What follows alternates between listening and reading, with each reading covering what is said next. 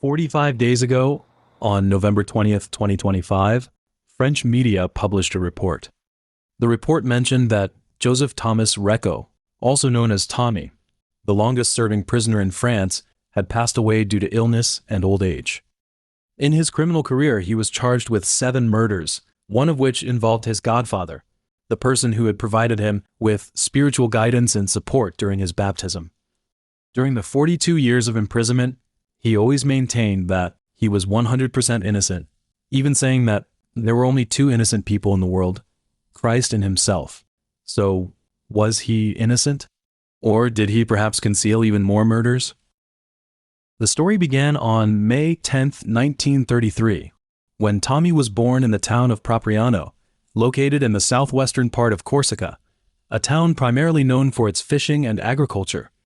Tommy's family made a living through fishing and selling fish.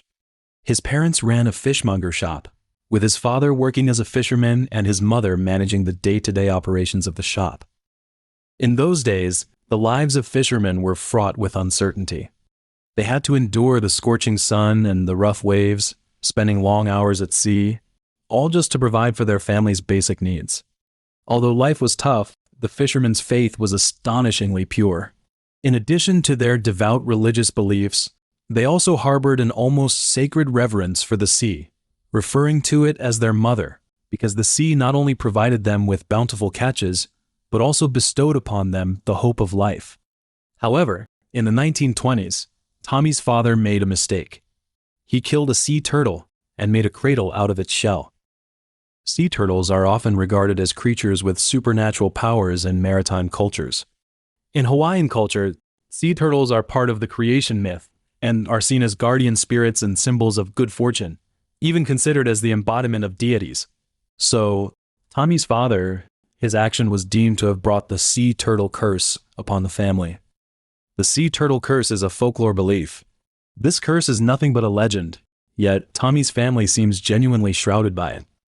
He was the 4th child in the family, with 10 siblings. However, out of the 11 children, including him, 7 of them encountered misfortune.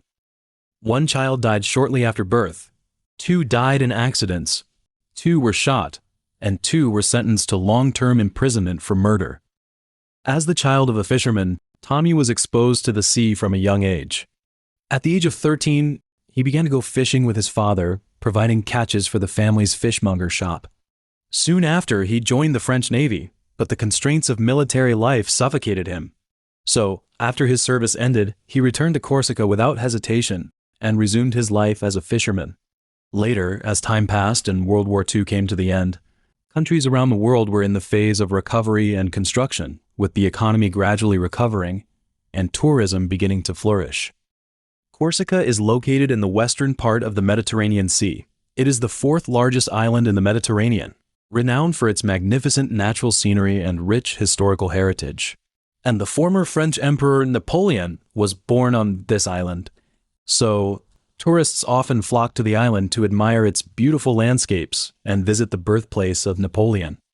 With the increasing number of visitors, Tommy keenly sensed an opportunity to make money. He was a fisherman, he knew how to catch fish, dig for clams on the beach, and catch lobsters. Then, in order to better attract foreign tourists, he even adopted an anglicized name for himself, Tommy. In 1959, 3 young German girls mysteriously disappeared along the coast of Propriano. For a popular tourist island, this was an extremely serious safety incident that could lead to a rapid decline in the number of visitors. So, in order to quickly reassure both tourists and local residents, the local police launched an investigation without delay. After extensive inquiries, they learned that before the girls disappeared, they had been taken away by a man from the Recco family, who claimed they were going to catch lobsters on the beach.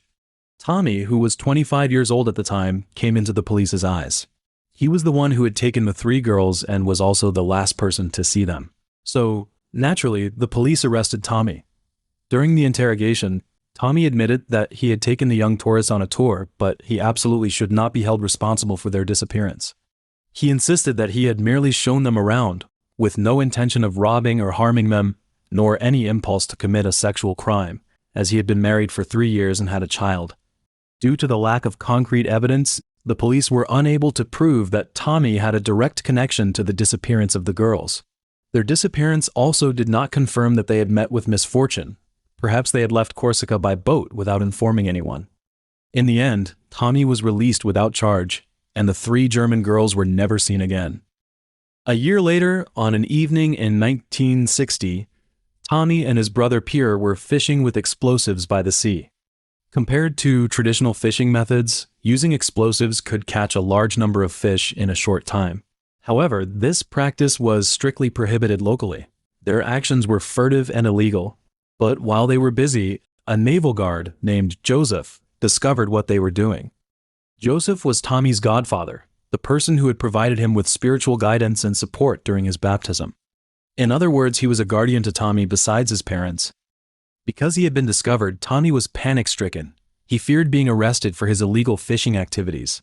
So, he grabbed a rifle, jumped off the fishing boat alone, and swam towards the beach. Tommy didn't know who the naval guard was. He only knew that he needed to deal with him. Reached the beach, Tommy fired at the naval guard. Then, to make sure the guard was dead, he struck him multiple times with the butt of his gun and even hit his head fiercely with a large rock. After everything was over, Tommy returned to the fishing boat. When Pierre asked about the blood on his hands and the rifle, he refused to explain. Before long, the local police discovered Joseph's body and found some green fragments on the beach. They speculated that these fragments might have come from a fisherman's or poacher's rifle. Soon, rumors spread far and wide. Tommy, who had been suspected of causing the disappearance of 3 German tourists a year earlier, was once again under suspicion for the murder. Faced with police interrogation, Tommy firmly denied any involvement in the murder. His family, led by his mother, also staunchly believed in his innocence. Although the fact that the victim was Tommy's godfather and their friend, that year the family had already endured a great deal of suffering. One of Tommy's brothers had died in a car accident, and an infant had unfortunately passed away shortly after birth. So, even if Tommy had indeed murdered his godfather, they could only pretend that nothing had happened, because they could not bear the thought of losing another family member.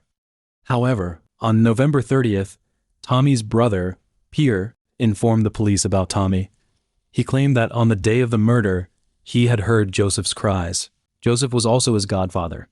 So, Tommy was interrogated once more. Initially, he continued to deny killing his godfather. But after several hours, his mental state completely collapsed. He confessed to being the murderer, saying that he had simply not wanted to be fined for using explosives for fishing. In his fear, he had not realized that the naval guard was his godfather. Shortly after his confession, Tommy regained his faculties and retracted his statement. But the damage was already done. His trial was set for December 8, 1962. However, although he was sentenced to death, President Charles de Gaulle granted 2 amnesties in 1964 and 1966 respectively.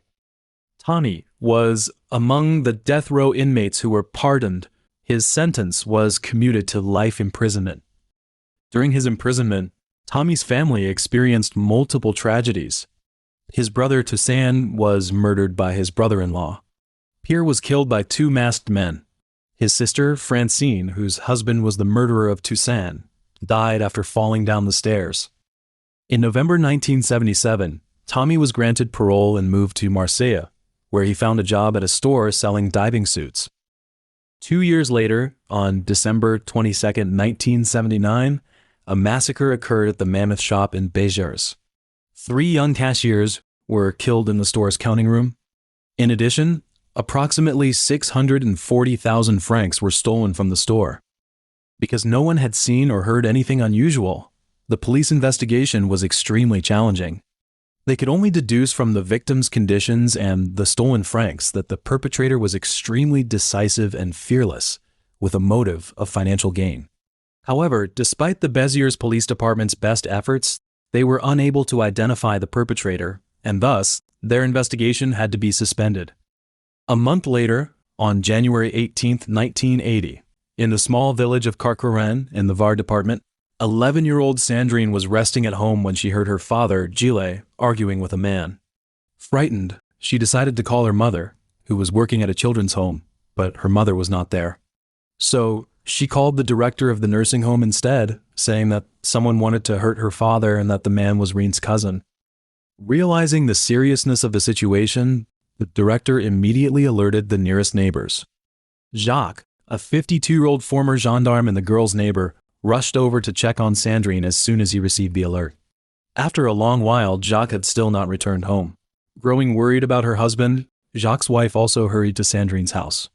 However, as she pushed open the door to Sandrine's home, she found her husband's body and Sandrine's body lying on the floor, both covered in blood.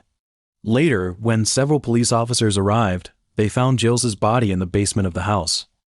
Before she was killed, Sandrine had said something very important. She mentioned that someone wanted to hurt her dad and that he was Reen's cousin. This statement caught the attention of the police, who began to investigate who René's cousins were. After conducting inquiries, they found out that René had a cousin named Tommy, who happened to be well acquainted with Gilles. Then, Tommy was immediately arrested.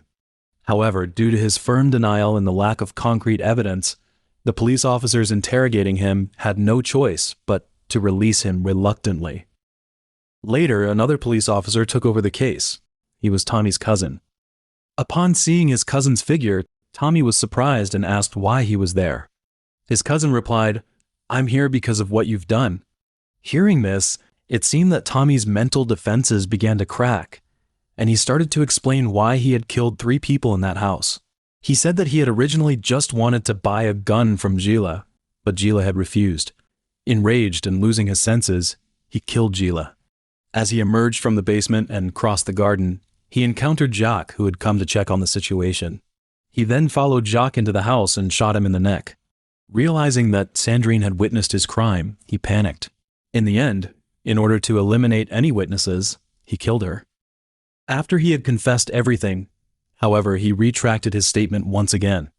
Meanwhile, the investigator in charge of the Béziers massacre learned about the triple murder in Carquoran.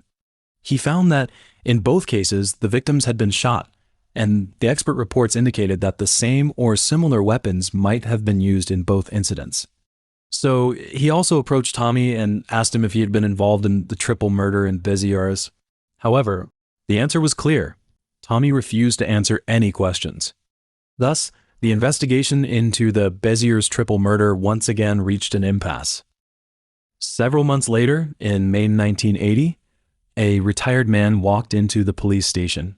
He claimed that the suspect in the Carquoran triple murder had been present at the Mammoth store on the day of the Béziers massacre. He remembered that the man had wandered around the store seemingly looking for someone or something, and the reason he could recall this person was because of his blue eyes. The case had a new breakthrough, and Tommy was summoned for interrogation once more. Faced with the old man's identification, Tommy denied ever entering the Mammoth store. However, when listening to the suspect's recording, the old man recognized Tommy's voice again. Then, the investigators uncovered a crucial piece of information.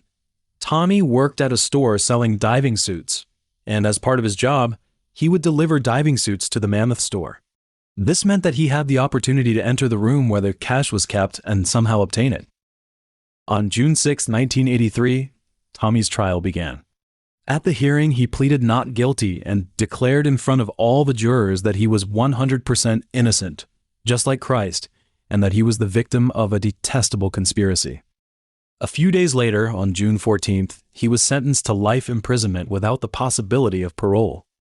Additionally, during the trial, when the psychiatrists were asked about Tommy's mental state, they said he was fully lucid. The ultimate factor that led him to commit murder was his uncontrollable, irritable, and impulsive nature, which triggered a series of violent actions. Although Tommy was only convicted of 7 murders, the disappearance of the 3 German tourists could hardly be dissociated from him and one of his brothers. Actually, while he was awaiting trial, his brother Antoine was implicated in the disappearance of 2 21-year-old girls. Initially, Antoine firmly denied the charges. However, later the police discovered the girls' swimsuits on his boat. Faced with the impossibility of escaping suspicion, Antoine had no choice but to reveal the truth. He recounted how he had met the 2 girls and taken them on a boat ride.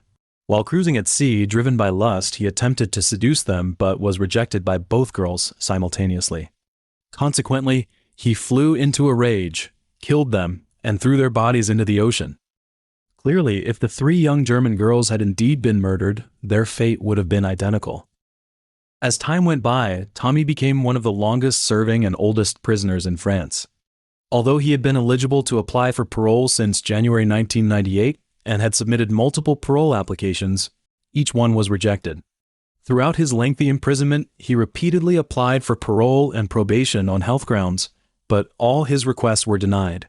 It was not until October 2024, when he was transferred to the detention center in Salon-de-Provence due to cancer, that he briefly left the prison. However, this news sparked a strong public reaction. Morel, whose wife Sylvette had been brutally murdered by Tommy, was particularly outraged. He felt extremely indignant that Tommy should receive any special treatment. In his view, the man who had killed his wife should not be granted any favors. On November 20th, 2025, Tommy passed away in prison, bringing his life to a close. From his youthful impulsiveness to his lonely old age, from the courtroom trials to the long years behind bars, was he 100% innocent? Tommy's son provided an answer. He said, "There will be trouble if he gets out. He has only one thing on his mind: revenge on those who spoke out."